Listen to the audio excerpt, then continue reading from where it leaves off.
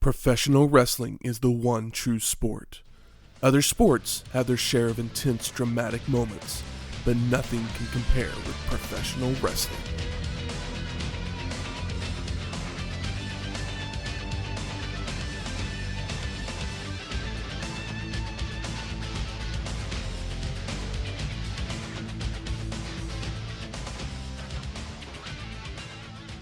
Welcome to Wrestling History X, where three friends come together to talk about the stories behind the matches. I'm Matt. I'm the great Malenko. And I am Changes Ineditable. Welcome to episode 209, WCW Monday Night Nitro. There's no tagline on this one. But cue that beautiful intro. The WCW Nitro intro is so good. It is, definitely. A fun one. Mm-hmm. So this is the 43rd episode of Nitro, produced by WCW. It would take place on July 8th, 1996, from the Disney MGM Studios in Orlando, Florida, with an attendance of 600 people and a TV rating of 3.5. Pretty good rating. You guys remember? Rating slightly up. Yeah. It's like it's about to be appointment viewing television. You guys remember appointment viewing television? I do. Mm-hmm. Doesn't really exist anymore. I mean, No. Sports. I mean, it happens like I think the last thing for a lot of people was Game of Thrones, but I never watched it. Where people would be like, "Oh, I gotta watch it because the whole world watches it. I don't want it to get ruined." I mean, so you gotta watch it. people are kind of thinking the same thing for Last of Us right now. Yeah, I've heard that too, which I haven't watched because I was like, I'd like to play the video game.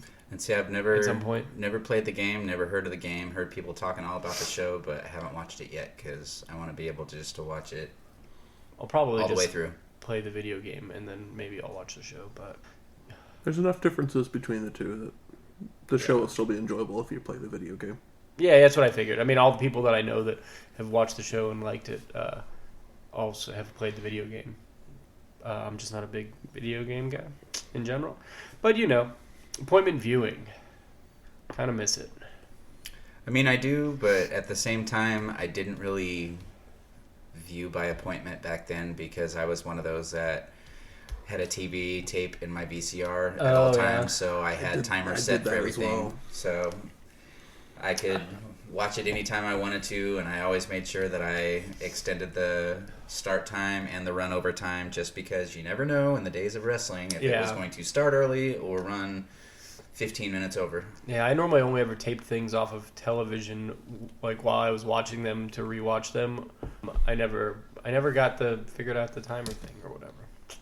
Never tried really either. But also at this time back then, they would have the replay of Nitro after Nitro was over, so you could watch Raw and not have to worry about missing Nitro because it would play again at 11 o'clock. Absolutely. We're in Orlando, Florida. We are. We are literally outside the ticket booths of what is now considered Hollywood Studios. So I was trying to remember if that's what that was. Because I knew MGM wasn't there, but the only thing I could think of was Hollywood. I knew it wasn't Universal Studios.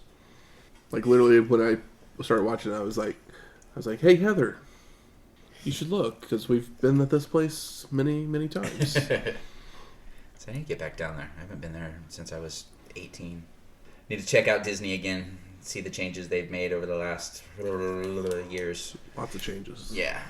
Yes, we are in Orlando. We are at Disney, at MGM, now the home of Hollywood Studios.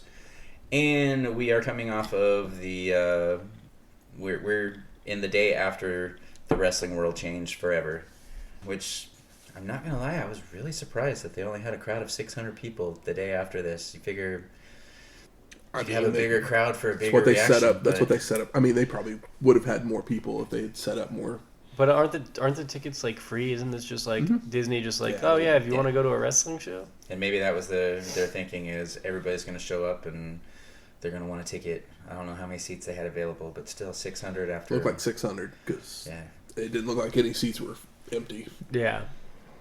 So yeah, we're coming off of the day the wrestling world changed, the New World Order, the NWO. They are in full effect. They are officially a thing. They officially have a third man, but they don't yet have the theme music that we know and love. So I figured as an intro to the NWO, minus their theme music, we would bring a voodoo child of our own. This here cocktail is the Voodoo Child. It is dark rum. It called for creme de banana, but I bought 99 bananas. Banana. So yes, dark rum, 99 bananas. It called for some guava nectar, but I grabbed a can of guava pear soda instead. Add some ice, mix it up, and then you drizzle a couple teaspoons. This drink was good, guys. Yeah, it hits hard on the first sip. Dribble a little bit of grenadine in there, and then because it was a little potent on the alcohol, I also added a little bit of pineapple juice just to cut through some of that 99 bananas. Yeah, And a peel ain't one.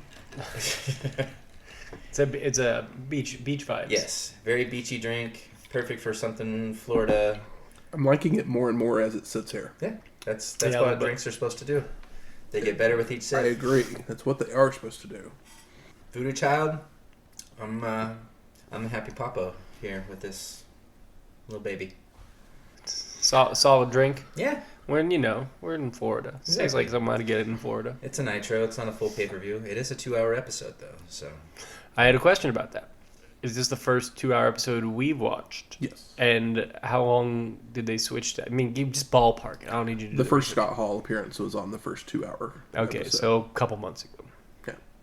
Cool. And what about the Disney studio of it all? Is that also pretty recent? Like what he like the filming outside. Filming outside, yeah. That I have no clue. Okay. Like I thought, like literally when I first read it, I didn't realize they were going to be outside until I started watching the show. Yeah, I thought they were going to be inside one of the studio buildings. yeah. And Yeah. I was just curious because I've seen Nitros in that setting before, but I think that's just been like throw something on the background on the network back in the day. Like, whatever, just randomly click a Nitro or whatever. And I was like, oh, but. So I'm trying to remember, where did they do the big Hogan parade when he was first joining the company? Is that at Disney?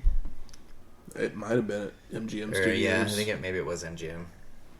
So I mean, back then, at this point, it was actually still a working movie studio. So, like, there wasn't a whole lot of rides actually in the park. There were a few things, but like, it was literally a working studio. Like, you can go see a tree left over from Wizard of Oz. Just some MGM stuff. Yeah. Just MGM things, you know. That's the first MGM movie I could think of that's wildly famous. So the same day as this Nitro, the international hit "Wannabe" by the Spice Girls would be released, becoming the biggest selling single by an all-female group of all time. At the time? Because, I mean, Destiny's Child had to do bigger numbers. Of all time. Damn. Yeah, Destiny's Child was so much better. Beyonce got bigger than Destiny's Child. That's true, but Destiny's Child was so much better than the Spice Girls. Yeah. Shut your trap. I mean, I disagree. The only Spice Girls Does song. Destiny's Child have a movie? No, they do not. But Beyonce's got a few. Does she? yeah. I Dream guess Girls, Okay. She was in Austin Powers 3. Cadillac Records. Cadillac Records, yep. The one where she played, it's like Hot take. I don't really think Beyonce. I mean, Fatal Attraction style She has a movie good voice, with but I don't think she's that great. I like some of her tunes. But her and Idris Elba, and I can't remember the girl's name. Kelly Rowland. No. Michelle She Williams. was in That Freddy was in vs. Destiny. Jason. I know. I'm just naming Destiny's No, the members. The chick from Final Destination and Heroes and Ali Larder. Is that her name? Yeah. Yeah. Sounds right. She was in a Beyonce movie. The only Spice Girls song I like is Too Much? No, I'm Giving You Everything, Earl the Joy. That song fucking rules. It's a good ass song. It is a good song. I agree. But I don't like the other ones I've heard. My sister had the cassette tape. I've seen the movie because she liked it. I've never watched the movie. Such a fun movie. I worked It is at very, Blockbuster, like- and they played the trailer. We basically had an entire trailer tape. Did you like Josie and the Pussycats? Never wanted to watch it. It's very much like that. Josie and the Pussycats is a great film. It's fun. It's a fun movie. It is a great film. Spice. I don't know if Spice it's a great World. film, but it's a fun movie. Spice World isn't as good as Josie and the Pussycats. It's the same vibe. But it's the same vibe. It knows what it is. It's like not, it's not trying to be something it isn't. Shane would like Josie and the Pussycats. I probably would. I think you would. Do you like? I mean, it's different, but like everybody likes that thing you do. Oh yeah. It's like, well, yeah, it's like make it a little more, kitschy and self-aware. I've got the soundtrack that I know all the words to for that thing. Josie and the Pussycats soundtrack is great. All right, isn't it all written by the dude from Fountains of Wayne? Yes. Okay. All the music is. Yeah, rest in peace, dog. So, Yeah, Spice Girls I was not a huge fan of just because of the fact of working at Blockbuster when Spice World came out. I got so sick of hearing about that movie and seeing clips of the movie, and yeah. I can understand. I tell you what what I really, really wanted was for that fucking trailer tape and that movie just to disappear completely. My heart is breaking. But I was pleasantly surprised. Some of their other songs were catchy. Wannabe was not one of the ones that I liked. It's catchy, but in my opinion, in a bad way. Whereas I'm Giving You Everything is a friggin' bop. Like, let me look here. I gotta, because I don't even. That's fine. But I didn't do any of like the boy band or girl band stuff. My sister liked, had those CDs, so I know a lot of the songs. So who was the hot one to you? Posh Spice. Thank you. Posh Spice, Scary Spice. I never understood anybody that had a thing for Baby Spice. That's not for me at all. No. Personally, I mean, I'm not calling her ugly, but not top of the lineup at all. Yeah, I mean, I think everyone, like, when they first hit, like, Jerry was supposed to be the hot one. Yeah. And I was just like, no. Give me the one that looks like a real bitch. Like Posh and Scary are kind of the ones that do it for me. Yeah, so, absolutely. Even Sporty. I even like Sporty. I did too. I'm a sucker for a snaggletooth. Say You'll Be There was catchy.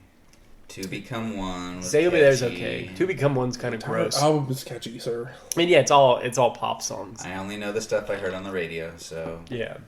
But I'm Giving You Everything. Missing out. Or whatever that song is. Is that what the song's called? What? I'm Giving You Everything, or is that just the chorus? I think so.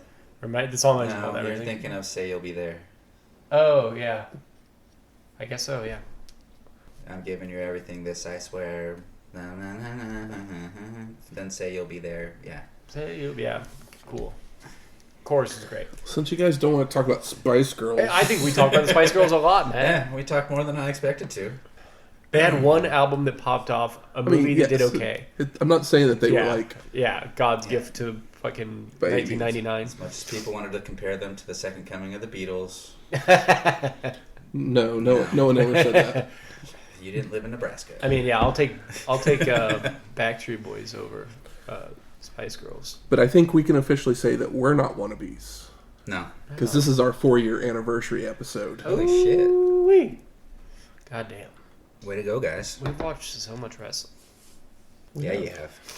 I have some friends that, used to watch wrestling and shit, and every once in a while I'll be like, oh, there was this great match, there was that great match, and last week I was like, I just watched King of the Ring 96, where Stone Cold Steve Austin becomes fucking Stone Cold Steve Austin, where he cuts the 316 promo, and then I was like, and then the next show I watched was fucking Hulk Hogan doing the heel turn, and it was just, fun conversation starter, because, basically after those two events, one much bigger than the other at the moment, people start getting into wrestling. Mm-hmm. I got into wrestling later because I moved to Oklahoma, and my older cousin was into it, and then and he'd start telling me the stuff that had happened. So I was watching DX, but Shawn Michaels was out hurt. So when he came back, I was like, I don't really even know who the fuck this is.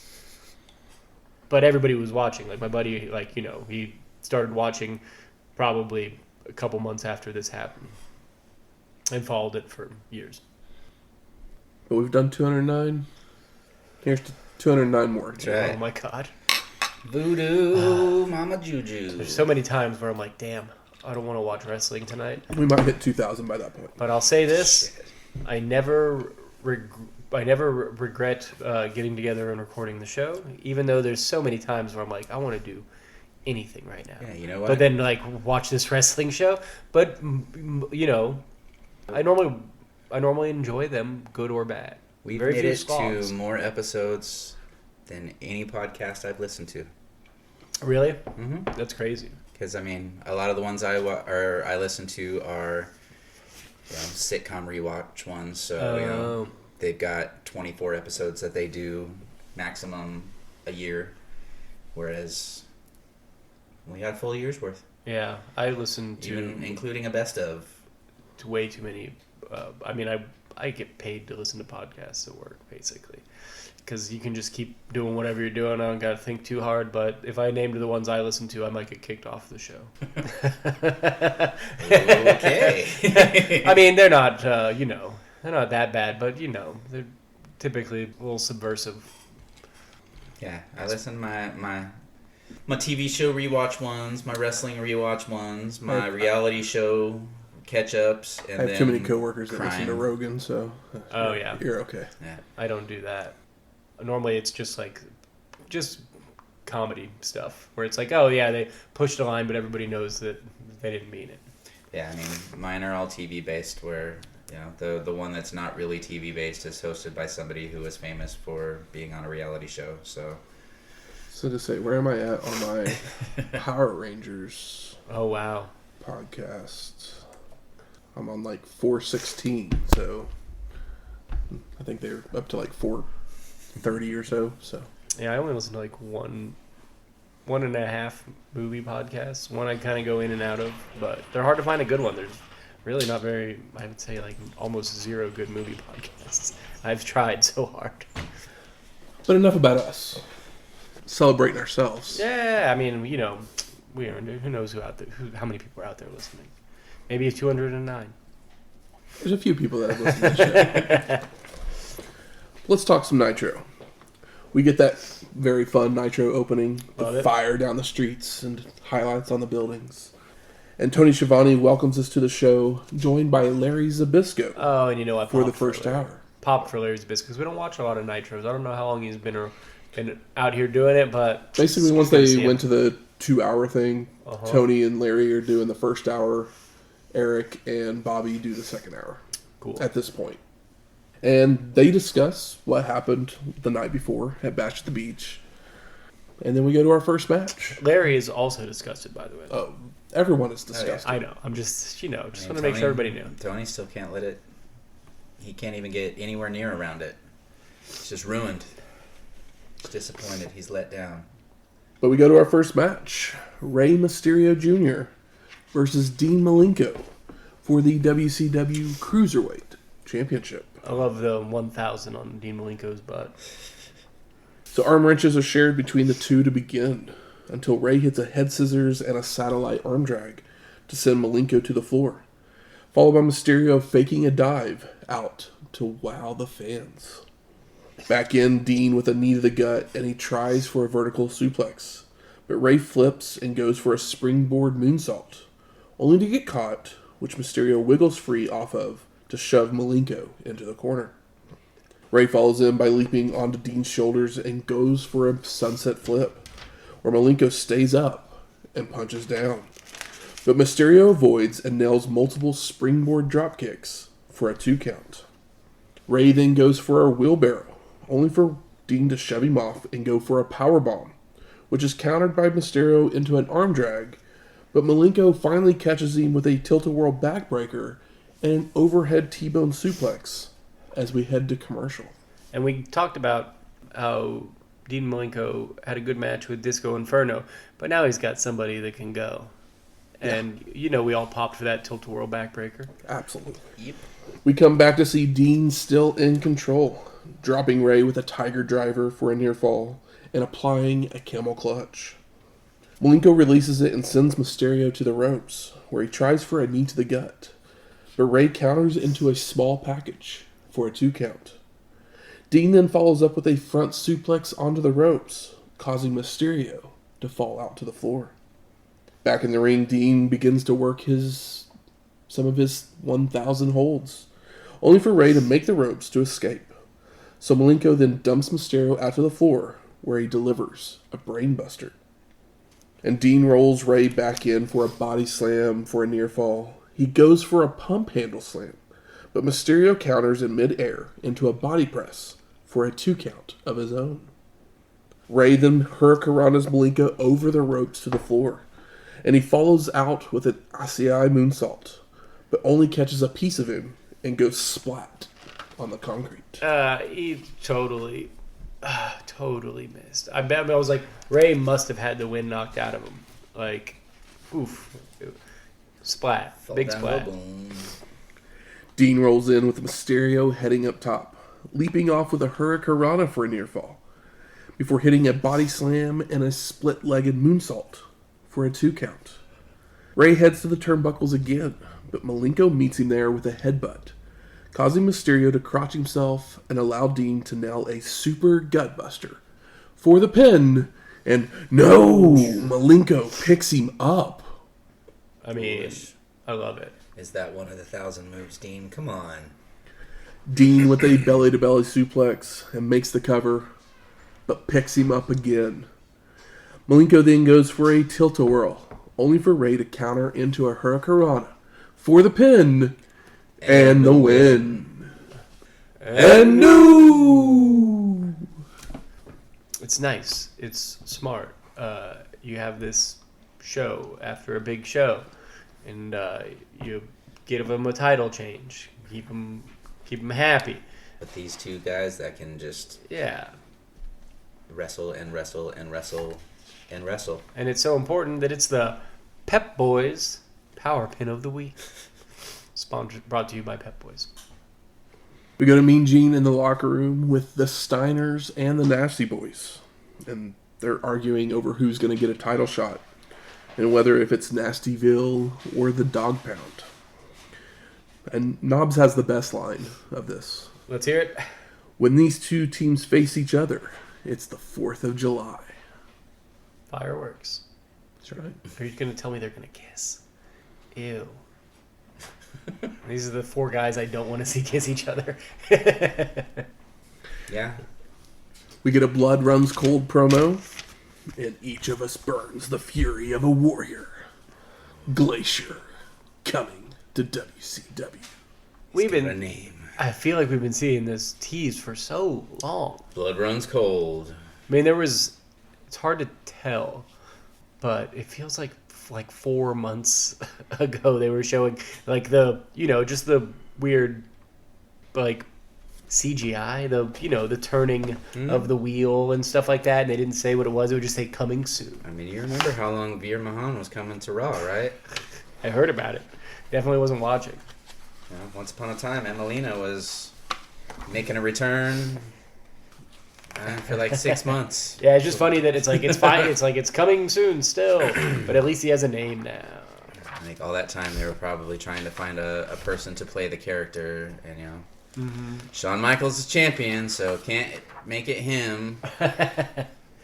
Owen Hart's on commentary, so it's not going to be him. I just love how obvious that it's like, oh well, it's just Sub-Zero. The first promo we saw was on May 19th, and this is July 8th. So it's only been about a couple months. Damn you, ECW, for making me think so much more time happened from covering all your damn shows. Yep.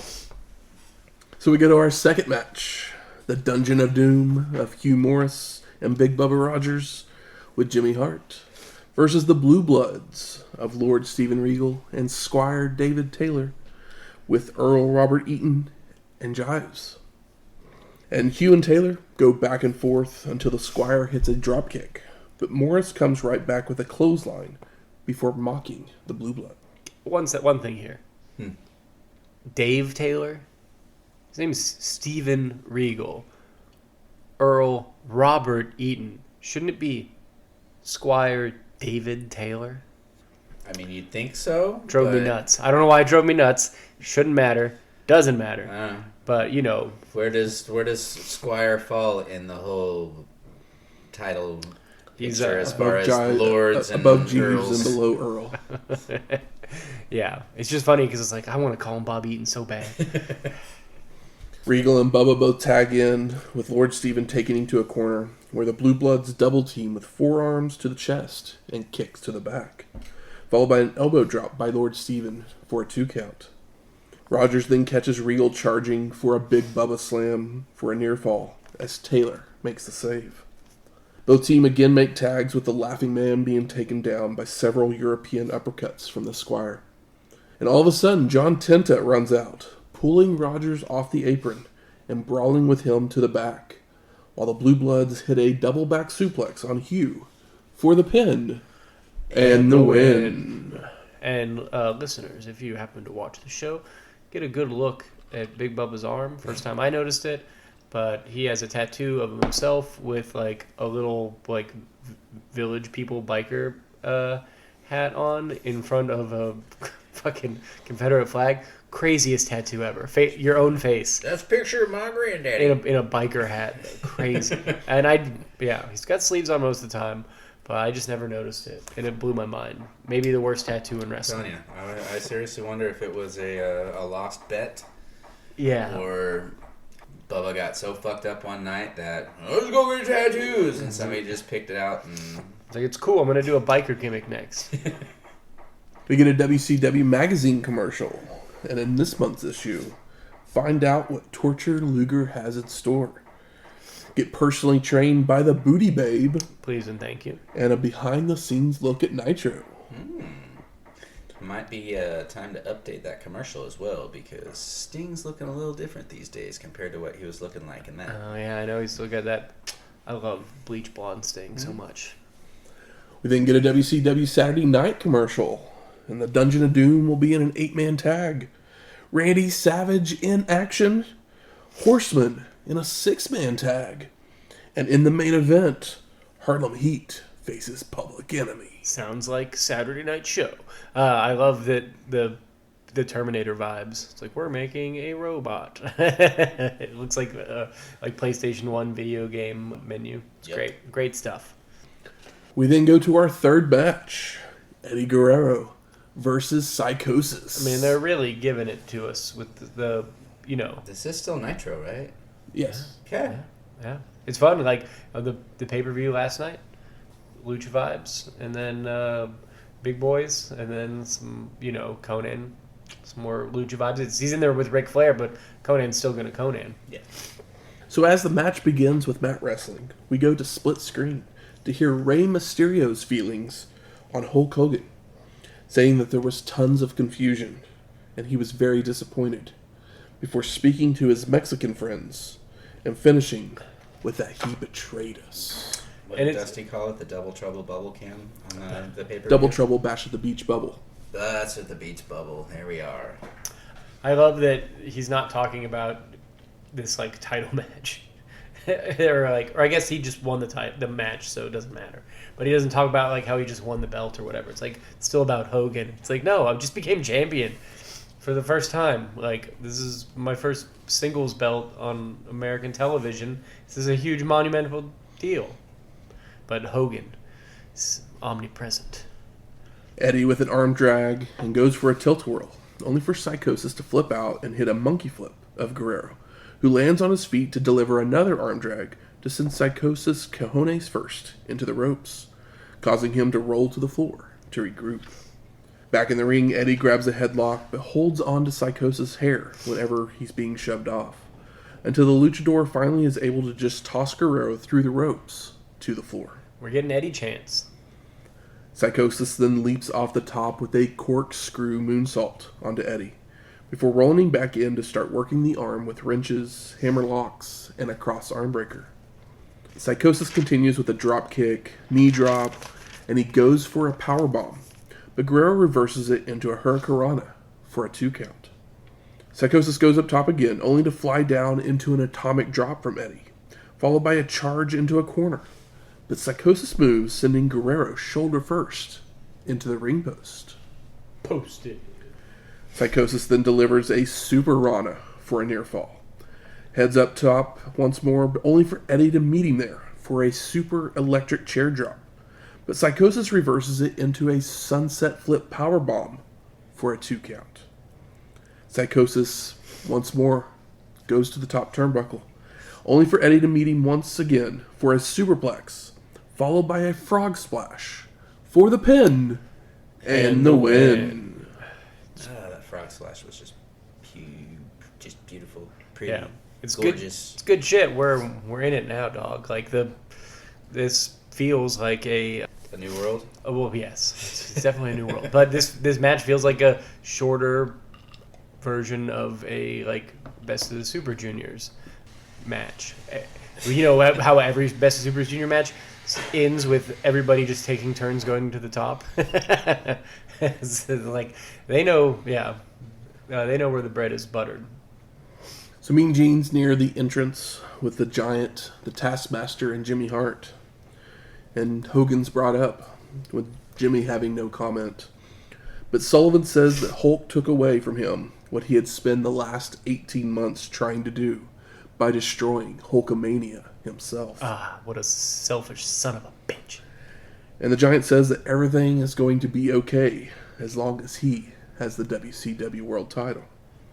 And I wonder how long that will be. Yep, true. Also, maybe the first time Jimmy Hart didn't have anything to say.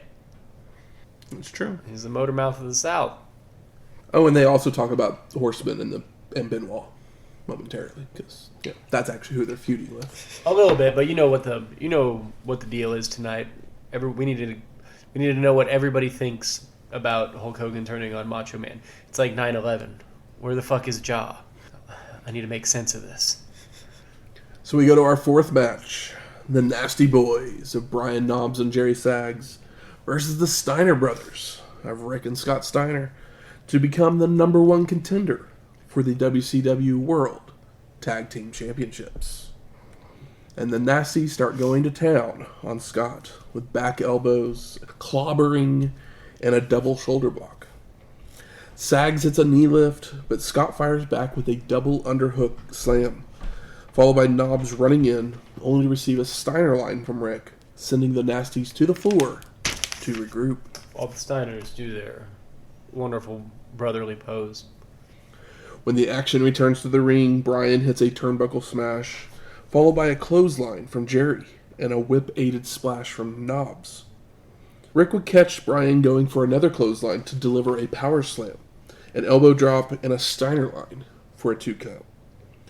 And Scott would come in to nail a T-bone suplex on Knobbs, as we all of a sudden get a clock in the corner, counting us down to hour 2 of Nitro.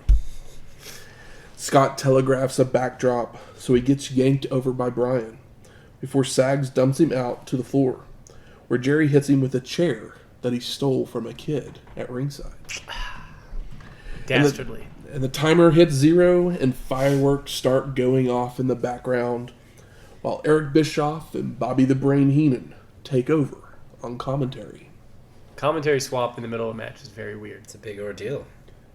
I thought it was very weird as well. Yeah, it's like... I feel like you should probably just time your matches better. Yeah, I almost feel like the fireworks, they're like, okay, well, this is what time the fireworks go off already. So we're just going to time it to that? I don't know.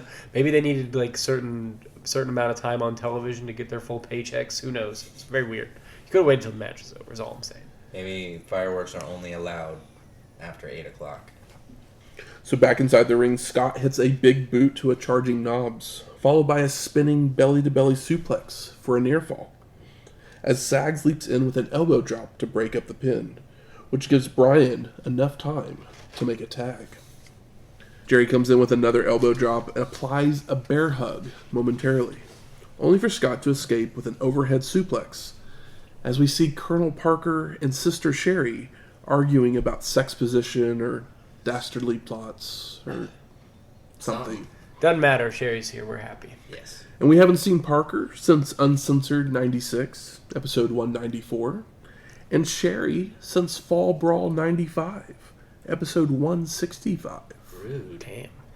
And the duo make their way to ringside, where Sister Sherry distracts the ref while the Colonel nails Sags with his cane, allowing Scott to make the cover for the pin and the win. Post-match, Eric apologizes for not being at Bash the Beach the previous evening, while Mean Gene joins the Nasties in the ring. And Jerry says that life is all about attitude, and theirs has always been nasty. The big man just sent a lightning bolt through my brain with his cane, and he said that change is inevitable. And Brian chimes in that they don't condone what Hogan did. It even shocked them. But they don't see anything wrong with it.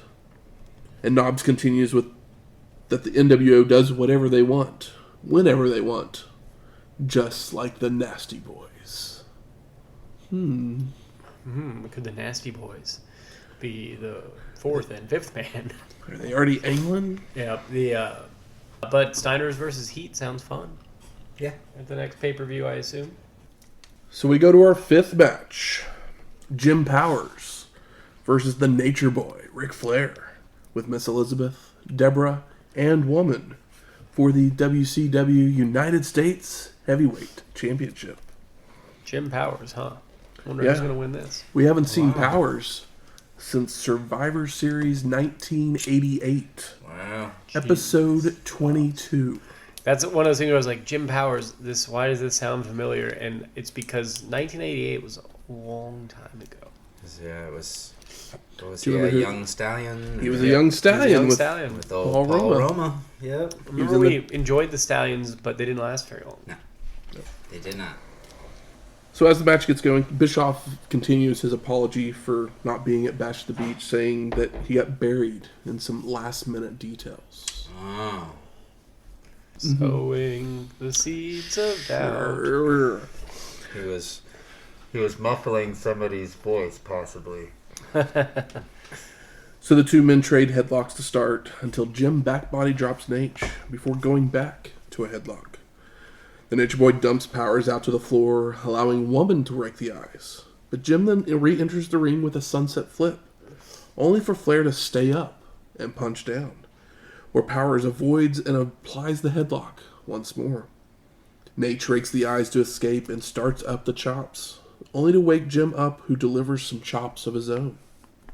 And the Nature Boy then gets taken down with another back body drop and starts to beg off, only for Powers to hit a drop kick, sending Flair to the corner for a flip to the floor. Nate gets right up and argues with a fan, does a little dance with Woman, and he's ready to get back in the ring, where he thumbs the eye of Jim once more. The Nature Boy heads up top, only for Powers to press slam him off to the mat, followed by multiple clotheslines for a 2 count. Jim then misses a drop kick as Flair holds onto the ropes before going for the figure 4, only for Powers to counter into an inside cradle for a near fall. There's been no leg work yet, and he already went for the figure 4. He must not see Jim Powers as a threat. Jim then misses a corner charge, allowing Nate to work the leg with a chop block and a rolling knee drop, before locking on the figure 4 with leverage from Woman for the submission and the win. Post-match, Mongo and Arn join the Nature Boy at the stage area for an interview with Mean Gene. And Oakland asks about the Hogan situation, with Anderson saying the Horsemen never pretended or claimed to be role models. But what Hulk did, and that's why he's scum. Michael then mentions something about the apocalypse being here, and it's all about the 4 horsemen. And Flair just reminds us that the champ can go all night. Woo! Oh yeah, he's on a binge right now between last night and tonight. The boy found the good stuff, and he ain't stopped. I mean, Hall and Nash have arrived. Yeah, he can party in the mid-card, ripped on blow, no problem.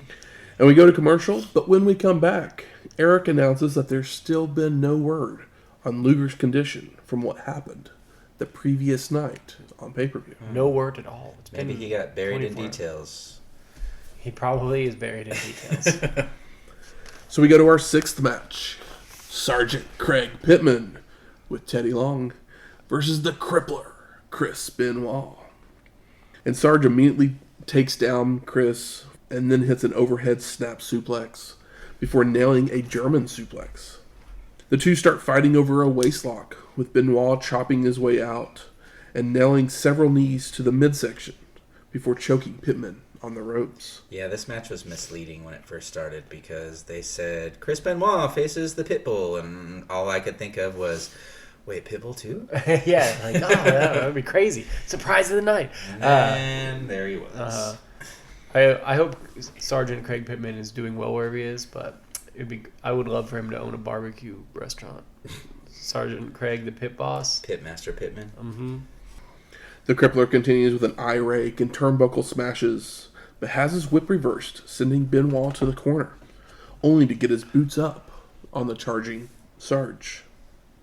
The Crippler fires out with a clothesline, only for Pittman to come back with a headbutt to the gut, sending Benoit out to the floor to regroup. He must have took that note from one of the 1,000 holds of Team Malenko. Teddy gets in the Crippler's face and looks like he's about to get hit when Sarge grabs Benoit to toss him back into the ring. And the Crippler makes it to his feet and starts stomping away on Pittman as he rolls in, before locking on the Crippler crossface. But Sarge never gives up. Instead, Long jumps in the ring, telling the ref to call for the bell for the Benoit victory. And this was actually the debut of the crossface finisher. I was curious about that. Kind of the, I guess pay-per-view debut, but the Stunner recently debuted, crossface recently debuted. There's been a lot of recent notable debuts. So we go to our 7th match. The Enforcer, Arn Anderson, versus Sting. I mean, come on. Who doesn't want to see this? And Bischoff says that he is getting word that there might be some guests on the premises and that there's not enough security to stop them. And Double A goes for the handshake with a Stinger, but he just stares him down, followed by a feeling out process between the two until Arn tosses Sting to the floor. The Enforcer follows out to try for a pile driver, only for the Stinger to reverse into a back body drop as we go to commercial. And we get the Glacier coming soon promo again before returning to the ring where Sting is in control until he tries to leapfrog, but Anderson catches him and drives the Stinger down with a Spine Buster! And just, I don't know if we brought it up, but the thing they've been selling this whole show is that at the end of the show, they're going to show pictures of what happened last night.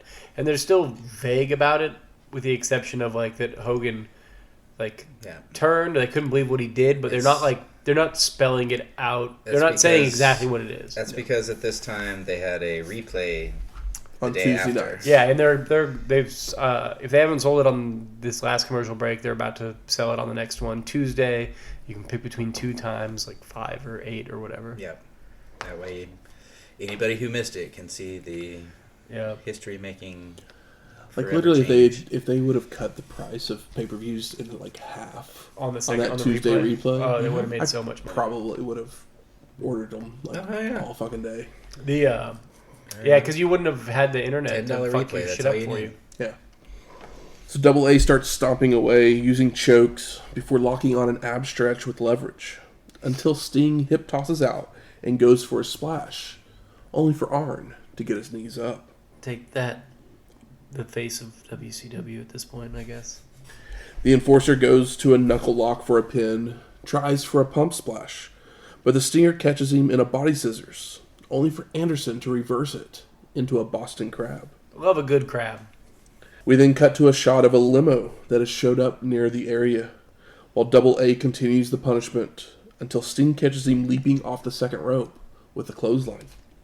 And Stinger starts to fire up with chops as the Outsiders make their way to the ringside. Remember how big limos were in the Attitude Era? Talking just the size of them, or no, just them. They were omnipresent. That a limo pulled up. Blah blah blah. No one drove themselves. There was many a Raw or Nitro that began with a mysterious limo pulling up.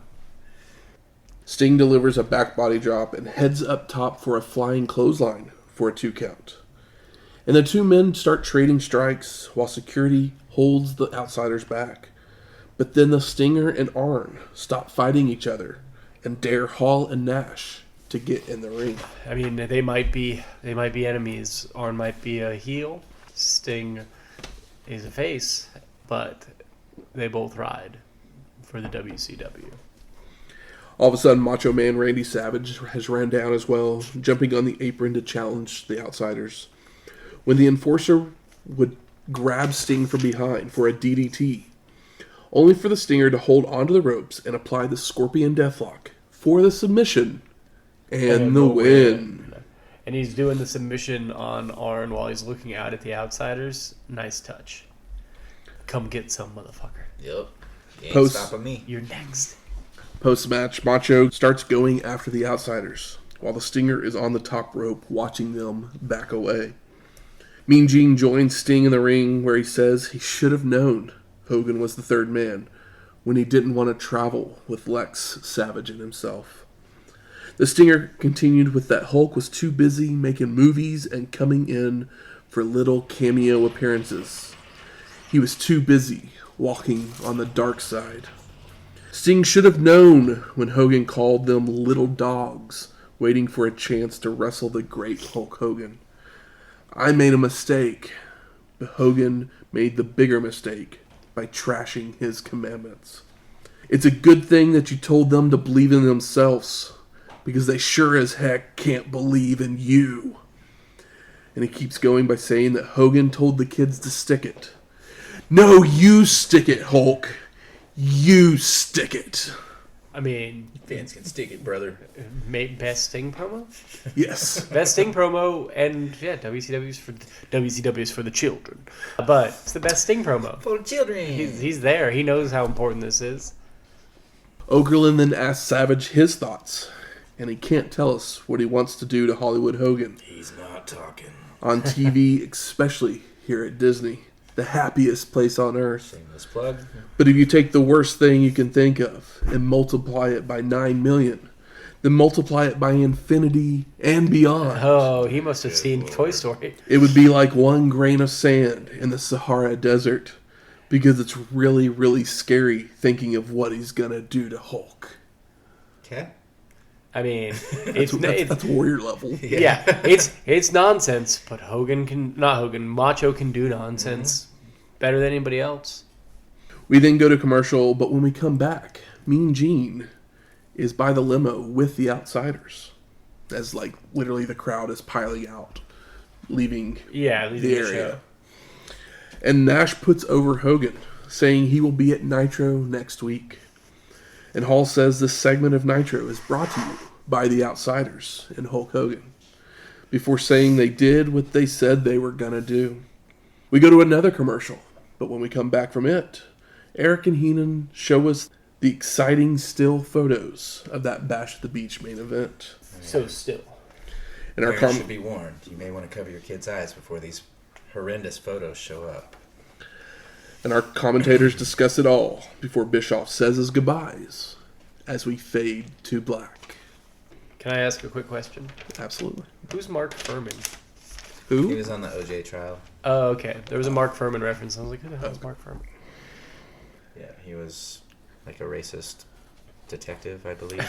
Yeah. I believe you. Yeah, I think he was one of the detectives. So I ask you, gentlemen, what are your overall thoughts of Monday Night Nitro?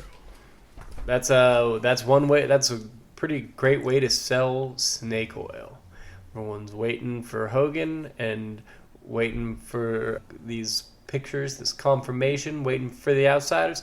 Show up in the last couple minutes, and just to tell you that Hogan will be there next week. Yep. But it's okay to sell snake oil if you have solid television matches over the course of your 2-hour television show. Yep. Which they did.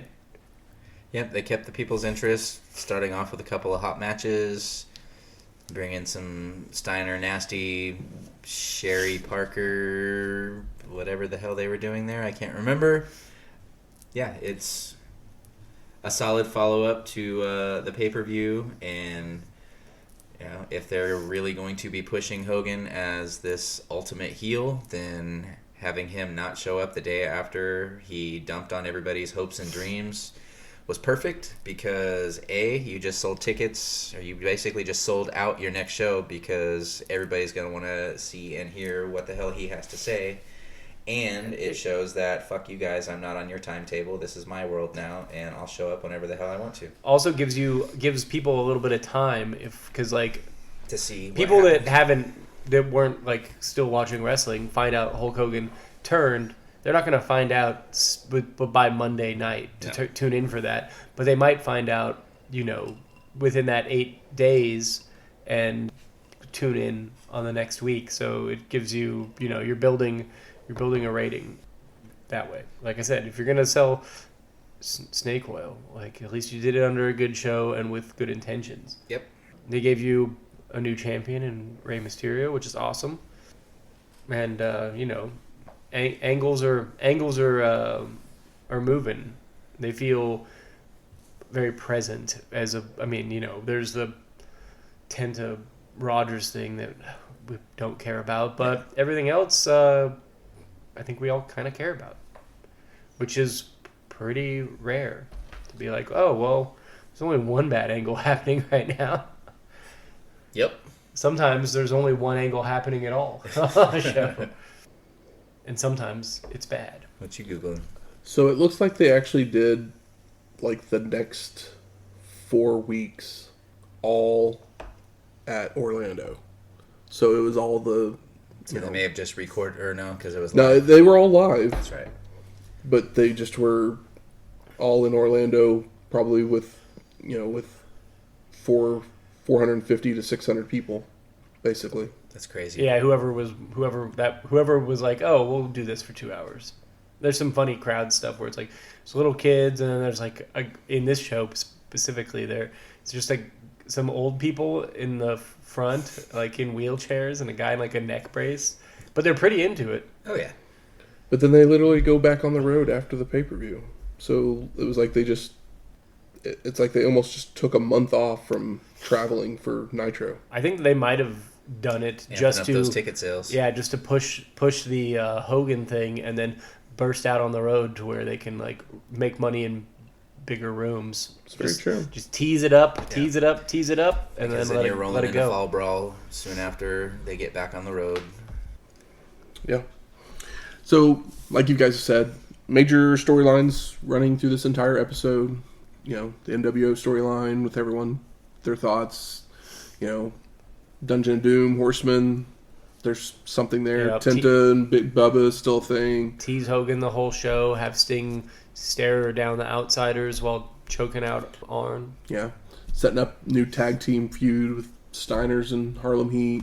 Sherry's back. Got us a new Cruiserweight champion. And also anybody that like is coming back for Hogan definitely remembers Sherry. Oh yeah. So like that's a thing for them to grab onto. I mean, she may have been back for a while. We just haven't seen her. That's true. That's very true. Good. Where's the smart marks at? All right. Fuck you. I think it's time we smark it up. So what are some of the best moments of this show? Cool that Ray won a belt. It feels like, it's the first belt he won, but it felt like it was kind of an afterthought on the show. But the match was awesome. So I was trying to remember if he had won a tag belt in ECW because that kept popping out on my head. I couldn't remember if he had won one. He never won anything in ECW. Yeah. Also, like an ECW singles belt, unless it's like the big one, almost doesn't feel like it means anything. Like I know the television title. Yeah, it has a good lineage Good for lineage. sure. But as far as like, not most people can't even access ECW at the time. Yep. Granted, not everybody has cable, but you know what I mean. Yeah, those first two matches were a great way to kick off the new world of wrestling.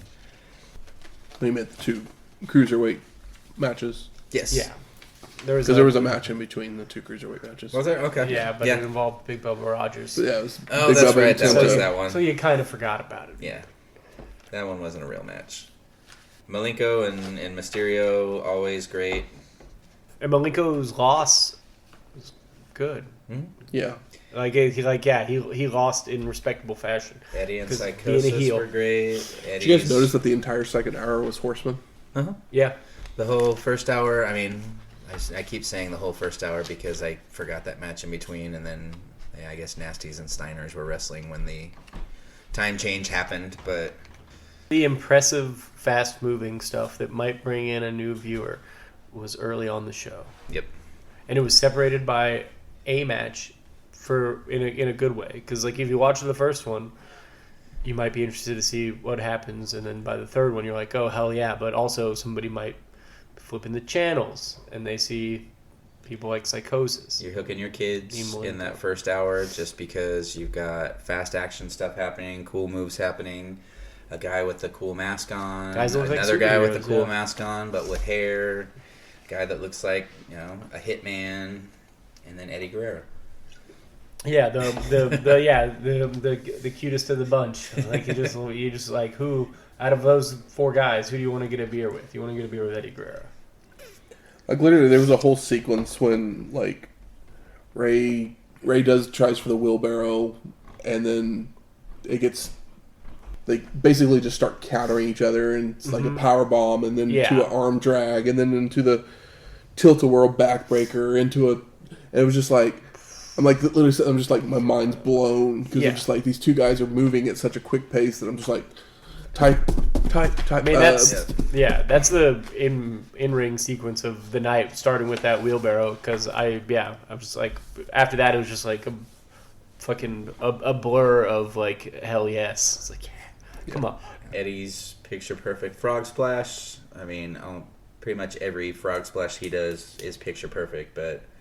There was something very satisfying about his landing on the frog splash on this one. They had a great angle too. They were just on right at the other side of the opposite turnbuckle. Yep. I love the ending of our main event because like Sting and Arn are facing off against each other, and then all of a sudden the Outsiders there, and they're like the bigger threat. It doesn't matter that we're opponents. The bigger threat is the Outsiders. So they turn, and Arn still decides to. Arn's still a horseman. He's still a horseman, so he tries to be sneaky and win it that way. And then you get the Scorpion Deathlock, which you totally mentioned. Yeah. He's like, has it locked on, but he's sitting there staring at the Outsiders the entire time. Yeah, he's not worried about Arn anymore. It's like, Arn fucked up. He doesn't know how pumped I am right now with rage. And then, of course, I think we all agree, Sting's best promo that he's ever had. It really is. I felt it. Like, I felt it deep down in the soul that I was just like, yes, this is it. Like, nothing he's saying here is, like, fabricated. Mm-mm. No, and also, like, he's always been a bit of mush mouth with, like, nothing to say, and he kind of, like, fakes some energy sometimes, or he has used drugs to maybe it's not fake energy, but he's not collected. But here, like, it's like he understands how important this is and rises to the occasion, which is great. I mean, it was the perfect follow-up to the closing promo that Hogan had at the pay-per-view the night before. It really is, yeah. It's a shame they couldn't have shown that at the beginning of the show. I mean, just because you're ending it with that Sting one, it would have been a nice dichotomy. But like, I get it. They're trying to sell a replay. I mean, I watched Raw in like '98, and after a pay-per-view, and they showed the stills, and you're just like, give me clips, come on. Yeah. How about most disappointing?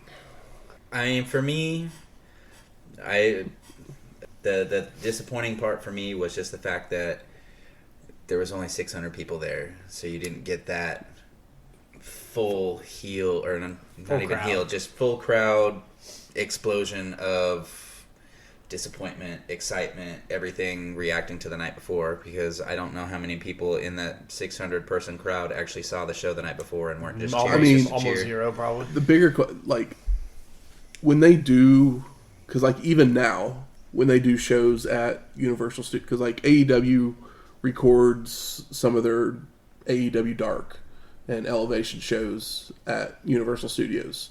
Like, I think that's where they're going to record their Ring of Honor stuff as well. Like, they're going to just do a mass recording for like a month's worth of shows or so. The people that come in for those shows, a bunch of them, there are fans that live down there that will come in for the show, but they will also paper the crowd with tourists. Yeah. And so, how many of these people actually even knew what was going on? We were lucky we got an Eddie chant. You know what I mean? That was audible, because like, how many of those people it's surprising that many people know who Eddie Guerrero is at this point. Yeah. Yeah, I think that, if you stay in a place like that, then you'll get, I watched NXT when it was good and out of the Performance Center, and you saw the same people all the time. Kind of the same way with ECW. It's like these are the real fans. So like this is the best crowd you're gonna get, even though it's a small crowd. Like everybody is, but in it. Everyone's there But and they're invested every week. But it's not the thing is it's not at a theme park or whatever. Like so you're not. It's just a different thing. Right. But I think that, like I said, it'll take time for those things to travel. So building it up before hitting the road is a thing. And it's like, well, Hogan's not here. When Hogan shows up, you want more than 600 people. How about best performer of the night? Ooh. Is it Ray? I think once again it's a Ray wrestling and it's a Sting for promo. Yeah. I mean, give it to Ray. He got the belt and he did it in fine fashion. Well, yeah. I mean, Ray wrestling, Sting promo, but then also just Sting with standing his ground at the end while still wrestling. Yeah. So, toss up. Sting with Hogan turning heel, Sting can finally be the babyface that he's supposed to be since literally 1988. Call him on his shit. Finally. He literally gets pushed to being the top babyface in the company. Yeah. And how about most surprising? Jim Powers. Yeah, maybe Jim Powers. But I was also one of those things like, Take a break I know for this 8 guy. years and you come back and fight Ric Flair. That he showed up or that he actually had a pretty good showing? Both. Because, again, I agree. don't remember seeing him in all those years anywhere. What about Hogan not showing up? That wasn't that surprising only because it's fucking Hulk Hogan. And it's surprising at first, but as the show goes on and I start to do think it through in my head, I'm like, It makes no, sense. like just you gotta milk it and make it matter. Which they did it before when he was a face, but it means a lot more now because he was a face forever to diminishing returns over time. I got one more for you because I'm going to start asking this one on these TV shows. Okay. So normally we watch, if there's a title change, we'll watch the TV show. But also we'll watch because I use Cage Match, I'll admit it, that if their ranking is above a certain level. I put those shows on as well. This one was a Cage Match above a certain level. Do you think is it worth the watch? Oh yeah. Yep. If you watched the Bash at the Beach 1996, you should watch the show afterwards because because there's some good matches on here. There's a lot of the Horsemen are all throughout the show, and then Sting doing some of the best work of his career as far as character goes in such a important time for him to be able to do that and doing it flawlessly as far as I'm concerned. It's totally worth watching. Yeah, this specific episode plants lots of seeds for the future as far as, or not necessarily just for the future, but it's the planting the seeds of the future of Scott Steiner. It's the planting the seeds of the future of the Horsemen. It's the planting the seeds of the future of the lucha wrestlers in the company. Eric Bischoff. Yeah, that's a storyline it's there. It's there, but you wouldn't necessarily know if you were watching this at the time. It's Sting showing his Norma Ray moment of I'm mad as hell and I'm not going to take it anymore. So, this is how I really feel about Hogan. This is how I feel about the Outsiders. I'm not going to let you interrupt what I do and interrupt my life. So I'm just going to slap on the sharpshooter and stare you down. And it means more that him and Arn fucking teamed up for a split second. Yeah, That, there's lots of there's high drama stuff happening in here that you don't realize is happening until months down the line or a year or so down the line. Yep. So yeah, it's very worth a watch. Making their way to the ring. It's trivia time. Uh-oh. This week, the category is the numbers game. The numbers game. What I say? Ooh. I'm going to give you 5 points for a correct answer. 3 points if we go to multiple choice. It's going to be a name, this Okay. first one.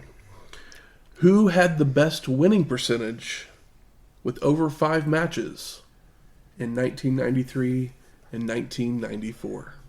A few minutes later. Guess, multiple choice. Oh, we can buzz it in? You can buzz in if you'd like. If you're good with multiple choice, I'll do the same. And I'll go to multiple choice. Okay. Your options Are all the things we're thinking.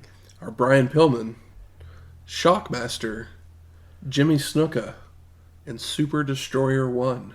Holy Jesus shit. Christ.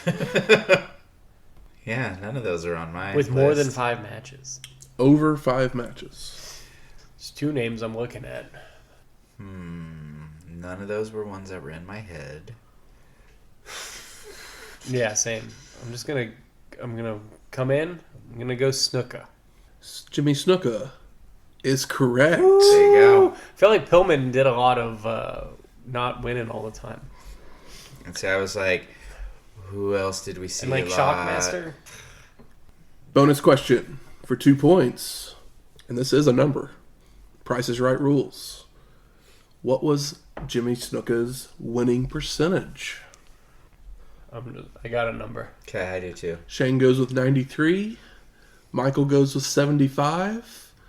Michael picks up another 2 points as the answer was 85.71%. Well, I definitely needed the points. I'm sure Shane is very far ahead. And another bonus question Okay. Ooh. for 1 point each. Name the rest of the top 5 in winning percentage Christ.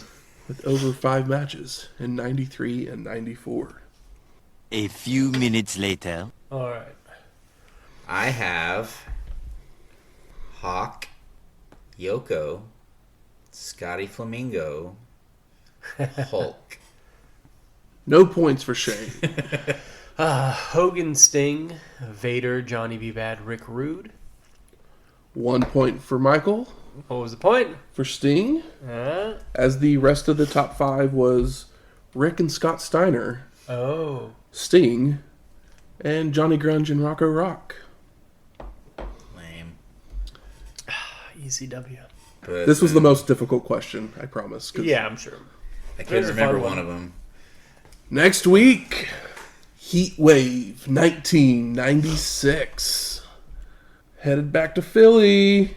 Oh, yay. It's been a little while, so I guess I can handle it. Anytime I hear Heatwave, I'm like, Heatwave 98, right? But, yeah, every time I hear Heatwave, I'm like, yeah, Heatwave 98. I'm like, Heatwave 96. Who knows what I'm going to get? So, you know. Trying to remember Heatwave 98. Which one was that? It's like I feel like it's the most famous ECW pay-per-view. That doesn't help me any. Who do we have there? I don't even remember. I just remember it was one that I watched a lot back in the day. It's probably got a bunch of Sabu, some fucking RVD. I think there's a Tanaka and Mike Awesome match on there. Probably. Which is Probably an Impact Players match. Music from this week's show is Firestorm, and Sting won our main event, so we play his music. Man called Sting. Man called Sting. If you ever forget what his nickname is, Michael Some Buffer. man It's in his song called title. Sting. I know it's so much better without the vocals. Man called Sting. Yeah. If you like this episode or any of our other ones, please go out there, rate and review us on iTunes, Stitcher, Google Play, or wherever you find your podcasts at. Do as Michael says. 5 stars or no stars. Come on, guys. And if you have any questions, comments, concerns, You think we'd be successful on OnlyFans? Slide into our DMs on Twitter and let us know. I'm not doing that. Or, send me some recipes or drink ideas. Or someone paid us enough money. Yeah, it's not like my mom could find it. Okay. Well, you use plenty of nicknames. She's never going to know. She doesn't know what OnlyFans is, I'm sure. Oh, look at him. He's got fans. Yeah, God willing, she doesn't know what it is.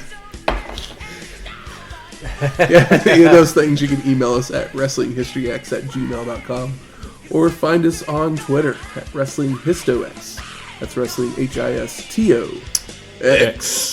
We'll talk to you next week. Laters. You stick it, Hulk Hogan. That's right.